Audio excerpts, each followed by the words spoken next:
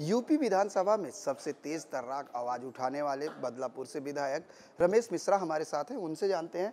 रमेश जी, सबसे पहले तो महाराष्ट्र की धरती पे और इन24 न्यूज़ में आपका स्वागत है। धन्यवाद, बहुत बहुत धन्यवाद। जिस तरीके से आज बात की जाए यूपी के डेवलपमेंट की, तो कितना विकास हुआ है इन 2 सालों में? देखिए, हमारी जब से सरकार बनी है, मैं सबसे बड़ा विकास आपको बताऊं, जैसे हमारी प्रधानमंत्री जी ने सबसे बड़ी योजना लाई थी सौभाग्य योजना की। उनका उद्देश्य था कि हम हर घर को बिजली देने का काम करेंगे और बिजली का कनेक्शन निःशुल्क देंगे। लेकिन समाजवादी पार्टी की सरकार थी और आप ये समझिए कि कई गांव में विद्युतीकरण का कार्य नहीं शुरू हुआ। जहां का मैं विधायक हूं, बदलापुर, मैं आपको बताऊं, लगभग 375 मजरे मेरे यहाँ ऐसे थे कि जहां पर विद्युतीकरण का काम पहुंचा तक नहीं था और 600 करोड़ रुपया आकर के डंप था। हमारी सरकार बनने के बाद हमने उस पैसे का यूटिलाइज़ किया और आपको मैं आज बड़े दावे के साथ कह सकता हूं कि आज हमारे यहाँ 375 में लगभग 250 मजरों में या तो कार्य पूर्ण हो गया है या तो कार्य चल रहा है। प्रधानमंत्री आवास योजना भी सारा का सारा बंद था। हमारी सरकार बनने के बाद हमने आवास की गति को बहुत तीव्र गति से पहुंचाया और स्वच्छ भारत अभियान के तहत जैसे शौचालय प्रधानमंत्री जी का सपना था और लाल किले के प्राचीर से प्रधानमंत्री जी एक ऐसे पहले प्रधानमंत्री हैं जिन्होंने लाल किले के प्राचीर से स्वच्छता की बात करी और शौचालय की बात करी। मैं यह समझता हूं कि वह भी कहीं न कहीं पिछली सरकारों में अधूरा रहा, लेकिन मेरी सरकार बनने के बाद हमने जो है शौचालय का काम स्वच्छ भारत अभियान के तहत बहुत तीव्र गति से कराया।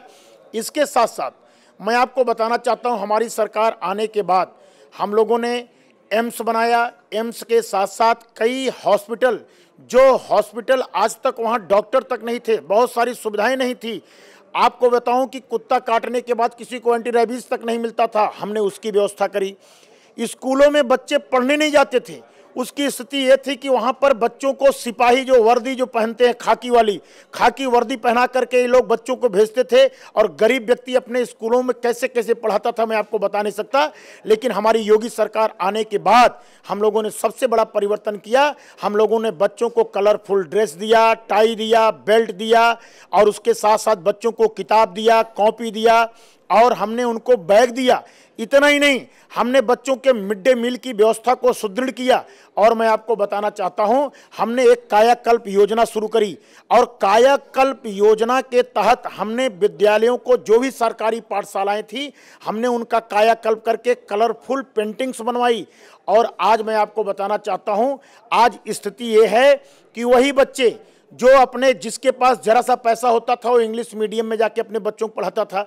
हमने ऐसा कायाकल्प किया विद्यालयों को, आज बच्चों की संख्या लगभग अधिकतर प्राइमरी पाठशालाओं में कम से कम 100 से 150, 200 की संख्या पहुंच गई। और मैं आपको बताऊं, मैंने एक सबसे बड़ा काम हमारी सरकार ने किया कि इंग्लिश मीडियम विद्यालय में जो प्राइवेट बच्चे जाते थे, क्योंकि सरकारी जो पाठशालाएं होती थी उसमें इंग्लिश की पढ़ाई नहीं होती, तो इंग्लिश मीडियम नहीं होता था। हमने कई विद्यालयों को चिन्हित करके जहां बच्चों की संख्या अच्छी थी, हमने इंग्लिश मीडियम में उसको कन्वर्ट किया और आज आपको बताऊं विद्यालयों की स्थिति बहुत अच्छी हो गई। हमने पूर्वांचल एक्सप्रेसवे बनाने का काम आपको मैं बताऊं शुरू हो गया और लगभग मेरा ये मानना है कि साल 1.5 साल के अंदर आपको लखनऊ से बलिया अगर आप जाओगे तो कहीं आपको जर्क नहीं लगेगा। एक अच्छा एक्सप्रेसवे आपको बन के तैयार होगा। हमने बुंदेलखंड एक्सप्रेसवे की शुरुआत करी। हमने बहुत सारे, इसके अलावा कई एक्सप्रेसवे की और मुख्यमंत्री जी ने घोषणा करी। हम लोगों का यह मानना है, यही जो बिजली, लोग सोचते थे कि बिजली भैया कब आई, आज चर्चा उत्तर प्रदेश में यह होती है कि बिजली कब गई। हमने एक शेड्यूल तय कर दिया कि कोई जिला अब ऐसा नहीं होगा कि जो वीवीआईपी होगा। हमारे लिए पूरे उत्तर प्रदेश की जनता वीवीआईपी है। हमने हर जिले का एक शेड्यूल बनाया। शहरी क्षेत्र को हमने रखा 20 घंटे, हमने ग्रामीण क्षेत्र को रखा 18 घंटे। आने वाले समय में मैं आपको बताऊं, जिस तरीके से बिजली पर हम काम कर रहे हैं, हम 24 घंटा तक बिजली देने का काम करेंगे। और इतना ही नहीं, मैं तो एक विधायक हूं, मैं दावे के साथ आपके चैनल के माध्यम से कहना चाहता हूं, हमारे पहले भी बहुत सारे बदलापुर में विधायक हुए होंगे। मैं दावा करता हूं कि 2.5 वर्ष के कार्यकाल में मैंने अपने बदलापुर के लिए मुख्यमंत्री के आशीर्वाद से जितना कार्य कर दिया, 15 साल के एमएलए ने नहीं काम किया होगा। इसलिए दावा करता हूं कि माननीय मुख्यमंत्री जी ने हमको आईटीआई दिया, फायर स्टेशन दिया, बस स्टेशन दिया, हमको 60 गांव के जोड़ने वाला पीली नदी पर चक्रियावा घाट का पुल दिया, 50 करोड़ की हमको उन्होंने सड़कें दिया। आज यह तब संभव हो पाया जब भारतीय जनता पार्टी की उत्तर प्रदेश में सरकार है और यशस्वी हमारे योग्य मुख्यमंत्री हमारे योगी आदित्यनाथ जी हैं। बिल्कुल, आपने कहा कि यूपी सरकार ने तमाम योजनाएं लाई हैं। अगर हम बदलापुर विधानसभा की बात करें तो मूलभूत सुविधाओं पर, जिसमें मूलभूत सुविधाएं होती है, आपने तो ये बताया कि सरकार द्वारा आपने किया, शिक्षा के क्षेत्र में काफ़ी योगदान है, काफ़ी चीज़ चेंजेस हुई है। लेकिन जिस तरह से प्राइवेट स्कूल आज भी धड़ल्ले से चल रहे हैं, क्या उस पर लगाम लगेगी? देखिए, ऐसा है, प्राइवेट विद्यालय जो हैं उस पर लगाम लगाने की बात तो मैं नहीं कर सकता, क्योंकि इसको फैसला जो है कैबिनेट लेती है, मुख्यमंत्री जी लेते हैं। लेकिन हाँ, इस बात को मैं जरूर करूंगा कि हमारी सरकार इस पर काम कर रही है और हमने बंदिशें सवाल इसलिए था रमेश जी, क्योंकि आपने कहा कि हमने बच्चों का स्कूल बैग चेंज कर दिया, बुक दे दी, लेकिन लोगों की मानसिकता कैसे चेंज करेंगे? क्योंकि आज हर अभिभावक ये चाहता है कि मेरा बच्चा इंग्लिश मीडियम स्कूल में ही पढ़े।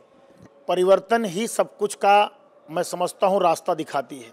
अगर मैं सरकारी विद्यालयों को, जूनियर हाई स्कूल को, प्राइमरी पाठशाला को, विश्वविद्यालय को अगर हम परिवर्तन करेंगे, वहाँ उच्च शिक्षा हम प्रदान करेंगे, साफ और सफाई रखेंगे, अच्छे शिक्षक नियुक्त करेंगे, तो मुझे पूरा विश्वास है आने वाले समय में हर व्यक्ति अपने बच्चों को जो है, आप बताओ संख्या कहाँ से बढ़ी? अगर बच्चों, मैं आज दावे के साथ आपके चैनल के माध्यम से अगर मैं कह रहा हूं कि हमारे प्राइमरी पाठशालाओं के बच्चों की संख्या 100 से 150, 200 हो गई। आखिर ये संख्या कहां से आई? ये संख्या जो प्राइवेट स्कूलों में पढ़ाते थे अपने बच्चों को, जब उन्होंने देखा कि स्कूलों में परिवर्तन हो गया, जब उन्होंने देखा कि मैं 2000 रुपये फीस खर्च करके मैं सरकारी विद्यालय में पढ़ा रहा हूं और एक बच्चा जाता है गरीब का, फ्री में पढ़ रहा है और वो कलरफुल ड्रेस पहन के जा रहा है, टाई और बेल्ट लगा के जा रहा है, तो उसको लग रहा है कि अरे भाई मैं पैसा क्यों खर्च करूं, क्यों ना मैं फ्री वाले विद्यालय में पढ़ाऊं और अच्छी गुणवत्ता वाली शिक्षा दिलवाऊं। तो यह परिवर्तन है, आने वाला परिवर्तन संसार का नियम है और परिवर्तन ही विकासशील भी होता है। जिस तरीके से बात की जाए, आपने हाईवे की बात कही, अब तो सरकार ने नए मोटर वाहन अधिनियम 2019 को लागू कर दिया। हालांकि लागू करने के बाद जब से फाइन वसूली जा रही, लोग विरोध भी कर रहे हैं। अगर रमेश मिश्रा की बात करें तो किस तरह से देखते हैं इस अधिनियम को? मैं सिर्फ इतना कहना चाहूँगा, क्या 15,000, 20,000, 25,000, 5,000 किसी के जीवन से ज़्यादा उसका मूल्य है? हम झाड़ू लगाते हैं, हम स्वच्छता की बात करते हैं, इसका मतलब मैं विधायकी छोड़ के रोज थोड़ी झाड़ू मारूंगा। हम सिंबॉलिक तरीके से झाड़ू मार के या संदेश देते हैं कि मैं विधायक होते हुए भी, हमारे प्रधानमंत्री होते हुए भी हम एक देते हैं कि हम सफाई कर रहे हैं, आप सबको भी सफाई करना चाहिए। मैं आपको बताना चाहूँगा, यह एक्ट अगर आप दूसरे देशों से कंपैरिजन करेंगे तो हमारे देश में बहुत ही कम हम लोगों ने जो है रखा है शुल्क। लेकिन यह शुल्क सिर्फ इसलिए रखा गया, यह फाइन जो रखी गई उसके पीछे सिर्फ यह कारण है कि जीवन अमूल्य है। आज भी मैंने देखा है कि बिना हेलमेट के लोग गाड़ी चलाते हैं। आप ये बताइए, जितनी भी एक्सीडेंट में मृत्यु हो रही है, अधिकतर अगर आप देखते हैं तो ब्रेन हेमरेज से हो रही है, सर में चोट लगने से हो रही है। अगर हमने फाइन रखा है तो कम से कम फाइन के ही बहाने हम उस बच्चे का, उस नवयुवक का, उस वृद्ध का हम जीवन बचाना चाहते हैं। जो भी व्यक्ति गाड़ी में सफर करता है, जीवन तो आप बचाना चाहते हैं, लेकिन जिस तरह से विरोध भी हो रहा है उसको लेकर क्या कहेंगे?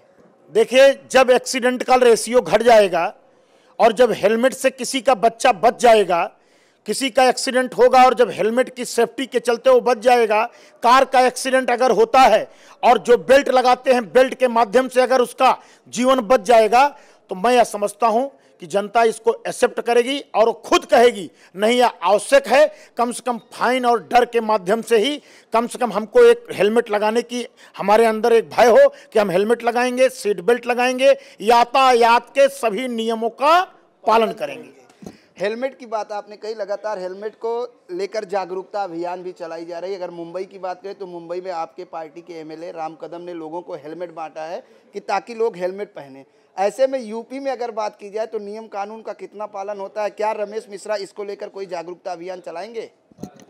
अभी हम लोगों ने जौनपुर में यातायात पर एक बहुत बड़ा कार्यशाला आयोजित किया था और उसमें सारे डिपार्टमेंट के लोग और बहुत सारे ट्रांसपोर्टर और बहुत सारे प्रतिष्ठित व्यक्तियों को बुलाया गया था, बहुत सारे विद्यालय के प्रबंधकों को बुलाया गया था, प्रिंसिपल को बुलाया गया था।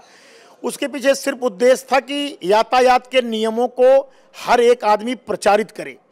और हम लोग इसका दैनिक जागरण, हमारे यहाँ एक पेपर है, उन्होंने भी अभियान चलाया है। आज हमारे बदलापुर में भी अभियान है, चूँकि मैं मुंबई हूँ, मैं उसमें नहीं पहुँच पाया, लेकिन मैंने यह तय किया है कि मैं ब्लॉक वाइज एक कैंप लगाऊंगा और कैंप के माध्यम से यातायात का जो भी नियम है, जो भी रूल्स हमने बनाए, जो भी हमने फाइन बनाई, उसके बारे में लोगों को जागरूकता करूंगा कि इसकी आवश्यकता क्यों पड़ी और इससे आपका क्या हित होने वाला है, इससे आपके जीवन की कैसे रक्षा होने वाली है। हम इसको जाके बताएंगे, लोगों तक पहुंचाएंगे और यातायात का नियम का पालन हम सबसे करवाएंगे। चलिए, इस समय सबसे बड़ा मुद्दा आर्थिक मंदी का मुद्दा है, जिसको लेकर लगातार सरकार और विपक्ष जो है सरकार को घेरने की कोशिश कर रही है। क्या कहेंगे, आर्थिक मंदी का दौर है इस समय? देखिए, ऐसा है, आर्थिक मंदी मैं यह समझता हूं कि ये विपक्ष का प्रोपोगंडा बहुत ज़्यादा है, जबकि ऐसी स्थिति कुछ है नहीं। और रही बात यह है कि आपने देखा होगा, जैसे आपके यहाँ मुंबई में शेयर बाज़ार है, शेयर बाज़ार किसी की भी सरकार हो, कभी भी आपने देखा इसमें उतार और चढ़ाव हमेशा लगा रहता है।